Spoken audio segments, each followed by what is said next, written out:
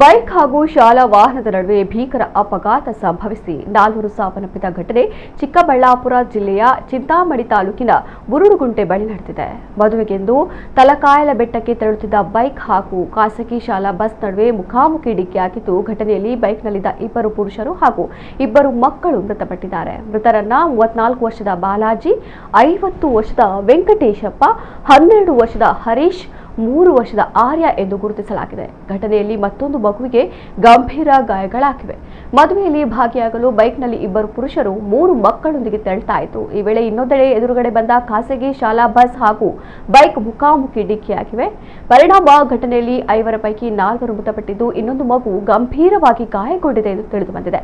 ಸದ್ಯ ಮಗುವಿಗೆ ಬುರುಡುಗುಂಟೆ ಸರ್ಕಾರಿ ಆಸ್ಪತ್ರೆಯಲ್ಲಿ ಚಿಕಿತ್ಸೆಯನ್ನು ನೀಡಲಾಗ್ತಾ ಇದೆ. ಶಾಲಾ ವಾಹನದಲ್ಲಿದ್ದ ಮಕ್ಕಳಿಗೆ ಯಾವುದೇ ಅಪಾಯ ಸಂಭವಿಸಿಲ್ಲ. ಇನ್ನು ಮೃತರು ಚಿಕ್ಕಬಳ್ಳಾಪುರ ಜಿಲ್ಲೆ ಚಿಂತಾಮಣಿ ತಾಲೂಕಿನ ತಾಡಿಗೊಳ್ಳು ಗ್ರಾಮದ ನಿವಾಸಿಗಳು ಎಂದು ತಿಳಿದು ಬಂದಿದೆ. ಸಮಯಕ್ಕೆ ಸರಿಯಾಗಿ ಆಂಬ್ಯುಲೆನ್ಸ್ ಬಾರದ ಕಾರಣ ಮೃತರ ಸಂಖ್ಯೆ ಏರಿಕೆಯಾಗಿದೆ.